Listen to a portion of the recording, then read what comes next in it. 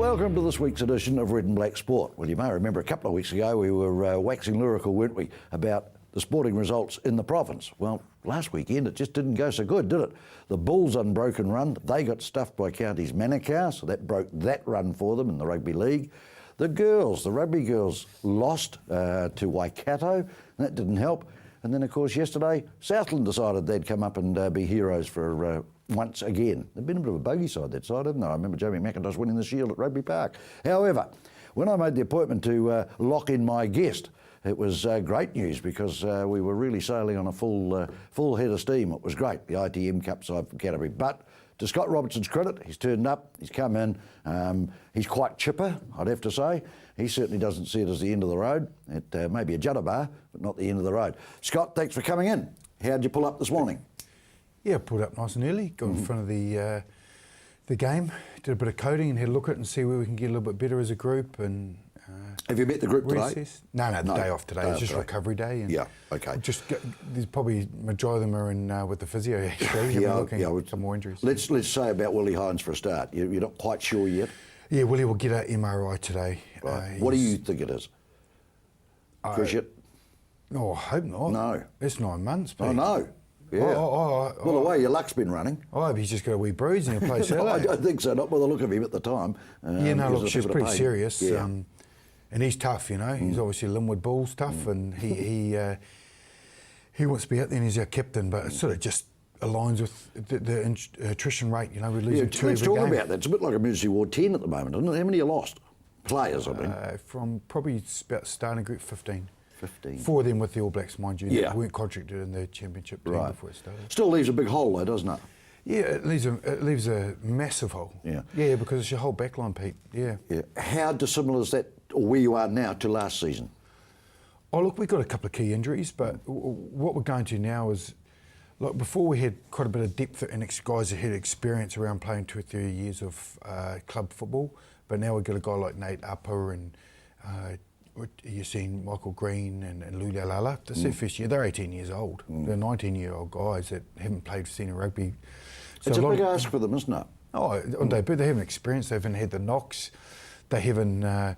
Sometimes some of them are centres are playing on the wings, but that's it. Look, we've had last year we lost 39 players out of our province from our academy in club rugby to other teams. So 39? Yeah, 39. That was just last year. We've got 60 players from our academy and school playing ITM Cup this year, other teams not including us. So our depth goes. So you get your knocks, you get knocked down, you understand you're playing a high tempo rugby, and those guys like last year, like a Marty Swart or a Jamie Veron or a Steve G or whoever, those guys were coming in and filling the hole. Now we're going to a real young group and right. And the experience and it doesn't give is the opportunity to blood them, really, does it? We're not time. So they're in the front line. They're it, and they learn the hard way. So, but that's part of it. Interesting competition, isn't it? Virtually anyone can beat anyone, apart from Wellington, who can't beat anything. But virtually anyone can beat anyone. So every game, your gonads are in the ringer a bit, aren't they? Yeah, it is. Look, and expectations are really high. We started well, we're sticking every pass, and the guys are really excited about getting back on the pitch. But we haven't actually put the same team out twice yet. We just haven't had a chance, and we haven't had a chance to actually grade the combinations. And look, we're introducing guys each week now. That Michael Green, this is Dan Carter. Meeting guys for the first time. So combinations, understanding, tactics, awareness, and self-belief. All those things got to be built really quickly. So. And you are the ITM target. Yeah. They all want to put a good one on against Canterbury, don't they? And so we should be, That's the yardstick, So the All Blacks, everyone wants to take them down somehow. I think when you look at your side, the start was so good, though. That was the thing. But, of course, you then had almost a settled side then, didn't you? Yeah, we did. I think Cruden having a wee bender probably didn't help. And with Tom Taylor going was huge for us because with losing Tyler Blandale, who's probably one of the most articulate and game understanding players I've ever had involved with. Really? He runs our game, And when he was the least likely out of all those guys to probably called up to the All Blacks, especially when he was going to go to Munster, and losing him was really critical for us. And then obviously Tom Taylor going, and then with Ryan Crotty as well, with Colin Slade, because we contracted them, they weren't in their first rugby championship group. All our budgeting was with them, and then once they'd gone, we couldn't recontract anyone else because you get reimbursed to a certain extent, but you can't go contract anyone else. You have to go do young fellas, so because it's in season and everyone's contracted. So you had your tough. pool of players, yeah, and we then had it just gets emptied out. Yeah, so like for a prime example, you're watching yesterday, and Brody Retallick gets a knock on the head, and you think you're going to lose Don Bird. So, as a team, it's the greatest position to be in. And it is your job, isn't it, to bring them promote? up to it? Yep. You want them to promote, and you want them to go up. And if they get an injury, you lose another player. If you get an injury, you bring someone else. So it's a double. Both ends, you get it from both ends. It's and not that's tough. unique to Canterbury, though, is it? I mean, you look at the attrition rate, say, in that Wellington side. I don't think there'd be a player in the photo that was there at the start. You know, it just happens, doesn't it? Yeah, it does. It is critical, and they had these at the start of the season. Look, to win a championship, you need quite a few different things to happen. You have to obviously have a really good, strong playing roster to start and finish. Somewhere in the middle, you're going to get a little bit of few injuries and guys come back, but the long-term ones kill you. You need a little bit of luck around the refs, and you just need a little bit of luck around the bounce of the ball. Yeah, which did go your way at the start, didn't it? Yeah, I mean, every pass stuck. Yeah, it was great. It was great to watch. We thought, God, they will beat us, you know. And then suddenly you lose a few players. You start to get a bit disrupted in your unions and things like that. The understanding of everybody else. Yeah, it makes life a tough one. Momentum changes. And what a lot of teams are doing now is actually playing against us, holding the ball for long for his players and giving those passes and those sticking. And when you after the counties game, was there a bit of a worry in the back of your mind about that performance just wasn't? You wanted to stop the rot if you could. Yeah, a lot of our things had sort of trended down at that point of time, and when you're going into the week, resting a few of the guys that had big loads, especially through Super, we had to have that in some stage because we were coming out to play, obviously, Southland, Tasman and Taranaki, and then leading to semi-finals. We had to give them a break somewhere. You just can't play 6-7 games continuously. So you picked North Harbour, obviously, as a chance to... Well, it was midweek. Yeah. And we gave a lot of our young guys a go, being up 14-0, and then a couple of calls go their way, and then they just got their tails up like they did once again, a hell of a good start, wasn't it? You're 14 up after 7, and travelling good, you look good. And I thought, well, you brushed aside the counties result, you know, which you struggled along the way to get there, but... And then it just suddenly, what is it? Is it a concentration thing? What is it, Scott? Well, it's quite interesting you talk about, we're up 20, I think it was 25-13 against counties. Yeah. And we got a couple of big calls which Glenn Jackson apologised for on their line. We got taken out early and then the ball came through and we got penalised for being a man in front in a line-out drive. And if we score then, it's 32-something 13. Match. Then we come back and there was a couple of calls there and the momentum swung there. Then they got their tails up. So, and a huge chance for them to beat Canterbury, for goodness sake. You know, desperate. And look, they've got a super back line as well. Yeah. And I wished we had I think 3 or 4 guys playing their first season. So we'll take that result. And again, expectations are really high. Everyone expects. So when us you went into the North Harbour game, you know, you believed that you'd had the talk, you'd got everything pretty much set. Yeah, well, we just want to get excited to play. When we do that, when we execute well, you know, teams just struggle to stay with us. Is that the most difficult thing to identify? Think about that. We'll come back after the break and we'll talk to Scott Robertson, ITM coach, 6 times champion, looking for 7.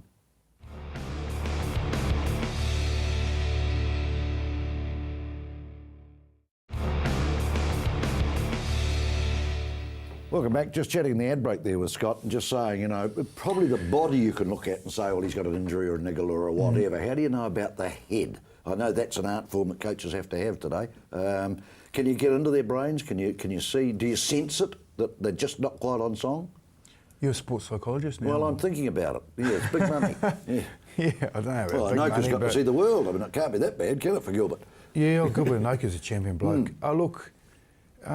Yeah, that's the art form of coaching, you know, the balance of having a really tight group and getting through these tough times and creating a real understanding and belief that, you know, no matter what happens at the end of it. Like, we're still in the fight, Pete. Absolutely. It's not done and dusted. Yeah, well, you're doom and gloom, mate. Well, don't try and beat us down. You're a very good team. It annoys me, that's all. It must annoy the hell out of you. But, and, of course, you'd lose then your leadership fellas. Yeah, that's key. That puts a big strain on the other guys, doesn't it?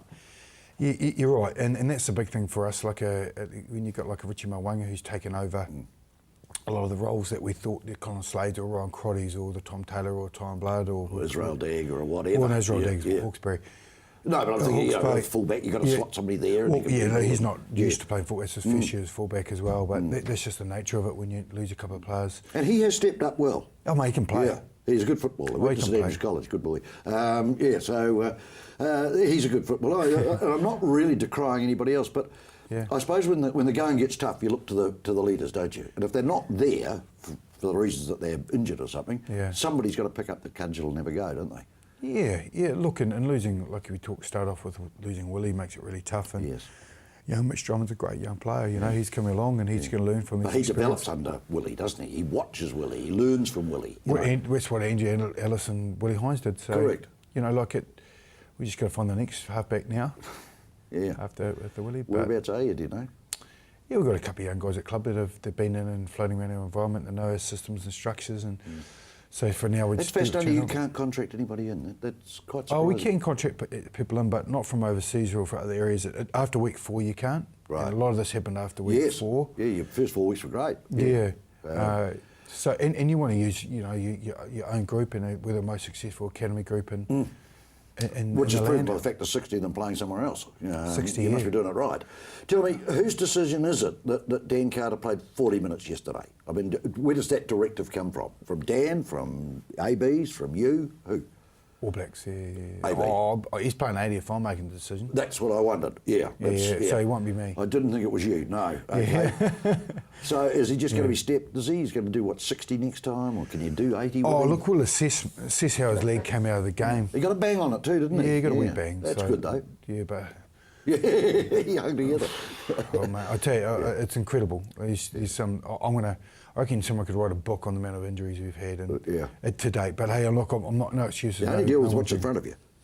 That's correct. Pete. You're very profound today, mate. I am. I'm all over it. Yeah, good. I've been in the company of some great rugby people over the weekend.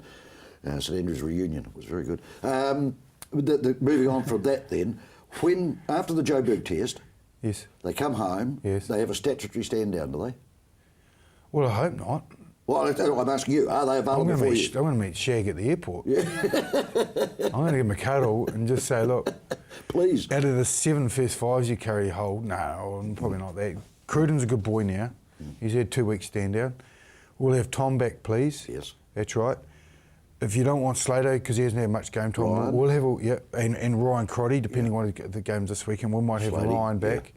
Yeah, and Colin Slade as well. Yeah. And we'll keep DC as well. Yeah. But what happens to a White Crockett, for argument's sake? I mean, does he have to stand down? Does he have to? Oh, if they've had game time, they won't get it. And they were actually named in the initial rugby championship group, so we don't expect to have them back. It's just those guys like I started with that weren't named that have been called up. Right. So those are the ones that make it challenging. Probably could have been a lot worse. You might have lost Matt Todd as well. I mean, don't talk like that, mate. Right. No, there's still another test. Exactly. Yeah. I know that. Yeah. Oh, you think it could be a bit of a ding at training or something? Well, no, I'm just saying. Richie's had a few games under his belt, and I know Matt's next. So, look, what'll be, will be. That's the way it works. Absolutely. Okay. So we're not going to see those guys come back. Like Richie won't play any ITM, you don't think? No, right. They won't. They're gone. Yeah, no, they won't. It's the guys in the boys that you need, isn't it? Yeah. In key positions for you. Yeah. Yeah. They are very key. Yep. Yeah. So, Dan Carter does 40 minutes. We might see 60 minutes of him. Now, I said to Scott before we actually started this program, you're actually playing, apart from Canterbury, you're actually playing a team that I really love, an ITM Cup, mate. Tasman, to me, they're a special sort of team, aren't they? They've got a different approach, philosophy to the game, and they just give it a rip. They're great to watch. You don't want that, though, on Saturday. Oh, look, we just want to play. to win it, you've got to beat the best. And look, they coach really well. Coach well with Kieran Kane and Liam McDonald. Like Ringy does a great job. They're 4 years in the job. They've got continuity. They've had no injuries. They've got a game plan that everyone understands. They've got form players. They play a good game. They play a good game, don't they? Hawke's Bay's another side that I like the look of, but of course you're calling that Hawkeberry because it's full of Canterbury players. Yeah, but that's so Southbury, but that's fine. Hey, look. That's what it is. Everyone, as long as they're playing entertainment footy and everyone gets an opportunity and they get crowds along, so it's good. Yeah, it was exciting watching you guys play exciting rugby because you're winning. Yeah.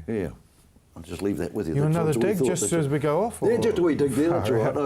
We'll never come back again. When we come back, though, we're going to just change the tact a little bit. So we'll still probably talk a little bit of ITM Cup. But when we come back for the last time, Scott Robertson is in the hot seat.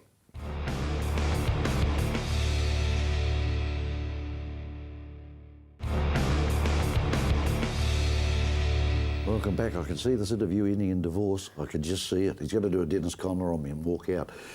Can we go to the Under-20 World Cup, please? The performance of the New Zealand side. You were there. You're at the helm of it. What do you reckon? Were the lessons to be learnt? That's we what lost, I'm saying. Yeah, we lost, and it was tough actually. A lot of young fellas that learnt some real big lessons. And South Africa were huge, mate, weren't they? They were big. Side. They were big boys, you know. Yeah. But being 25-18 up and with about 8 minutes to go, and we just tactically made a few errors, and obviously got that drive. And do you know they scored out of their 4 tries? There was only 1 pass on the 4 tries, so they mauled us, got 2 intercepts. Yeah, that's right. And then there was 1 tackle. So, look, we created a lot. We played a lot of football, but lost a really contrasting styles of games. We lost we lost a tight test. So what came out of the debrief? I hate this going forward. I've got the head coach job, so they were reasonably happy for the coming years. And for us, it's just probably. But it's 3 tournaments now that we haven't won it, isn't it? Yep. Yeah. Yep. There must be a concern. Yeah, are we doing it right? Or are they doing it better? What? What came out? Look, we talked about our quality of type 5 compared to opposition and the size and physical conditioning. So how do you address that? I put them in the gym. Right. Young, identify early, really try and create a depth chart and plug really what's your needs earlier rather than say, well, I hope he's right. Put much more resources earlier, which they do over in England, and say, look, you physically need to be these dimensions to compete. Right. Okay. Do you have enough time with them, Scott? Yeah, look, I'm going up on Wednesday to have a look at the tournament in Taupo. That's under-19s. Yeah, that's under-19s. So what the New Zealand Rugby done have actually gone and created that competition of the national under-19s.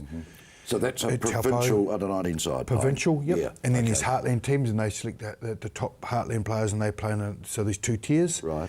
And there's qualifying rounds, and then there's straight quarter semi-final. So the under-19 side, you're going to go and have a look at. How much is the predominance of secondary school boys that are in that, or most of them have had a taste of club? They're not allowed to be at secondary school. They really? have to be out of school. Right. And they can play whatever grade. Yep. But they can't be at school because that's obviously New Zealand schools. Yes. And what it does is basically acting as a trial or tournament for pre-selection to go to New Zealand under-20s camp. So instead of having them into a camp and looking at them in November, we're looking at them in September, October. And from that, 50 of them will be chosen to go to the camp in November. That's over the summer period, is it? And then they come back in March, and then we've got a pre-season. Again, we actually changed the format. That's what I was going to. There's been a change. I know what was that. Look, for us as our preparation, we needed more. We needed to see the guys under pressure rather than just playing at local development. So we're actually going to go and play test matches just so they get their preparation right. So who will they play? We play Australia, Samoa, and Japan. Good. Yeah, so all different levels. But what it does is gets our mindset right. And when? It's in Italy in June next year. So you don't have a lot of time, really, do you? I mean, I know you got the summer period, but not a lot of football time. No, they don't. No, they don't. And then the big thing for us, we found out is they need to be able to prepare for a test match. Like when we first went in, we had we played the development, played Chiefs development, Auckland development. Then we went in and played Samoa. Then we're straight into a really big test. Not country against country, really, is it? No, it's not. Which is what you've got now. So expectations. There's rumours around the place, and I don't know whether you can help me in this at all, that the head office are not all that happy with the likes of the Press Cup competition. They're looking at trying to elevate the importance of that, or there's some rumours going around, really like making a top 8 only. New Zealand Rugby Union or Canterbury? Coming from New Zealand Rugby Union, I was told. Top 8 for here in the Crusader region. And they play around home and away. So I'm not aware of it. Couldn't comment. No, sorry. And my sources tell me that came out of the result in the World Under-20 this year. And I thought you would have known, but yeah. Wow, I'm not privy to that. You're next level, eh? Did you do that at Stack reunion? You'll probably come back and I'll be able to teach you more things. Be good. Yeah. Okay. So what's your view on that if it were to happen? Oh, look, it's really hard for me to comment about I haven't got enough information and background to see what the best format is, but if it needs to be rejigged or if it is broken or not, I'm not too sure. So I thought it was interesting that it did come up because this year's Press Cup, there were very, very few blowouts. virtually anyone could beat anyone, or at least hold their own. Yeah. And I just thought probably that's the most even it's been. But whether that produces champion blokes at under 20, I don't know. Yeah, look, obviously they've still, they've got the school and then that first year out, then 20s off they're young enough. But as long as they're playing really good, consistent rugby every week, and I think the format will change in the schools. Some schools are going to be stronger. Yes. In different years, it's just one of which may well be Burnside High School. They've sunk a fair bit into it, and they've got a very proactive headmaster just started, and Mark Ellie's come across with his academy from St Bede's. Who knows? I think that would be great for Canterbury because it's such a big school. You must be able to produce some players, surely, goodness. Well, there's lots of energy around the school, and it sounds like they're getting some good gains and some quality coaching, good people. Did you have a look at much press cup or not? Yeah, I went out and had quite a few looks at it. It's quite tricky. Did you see a star or two or not? Can you let me finish the question? Oh, sorry, yeah, I did actually. I got through quite a few of the games, and like when they start at 12, it's great because then I can go and then watch the Colts and then the seniors, and obviously duck out to country rugby. So with I think 100 odd clubs around Canterbury, you can only do so much.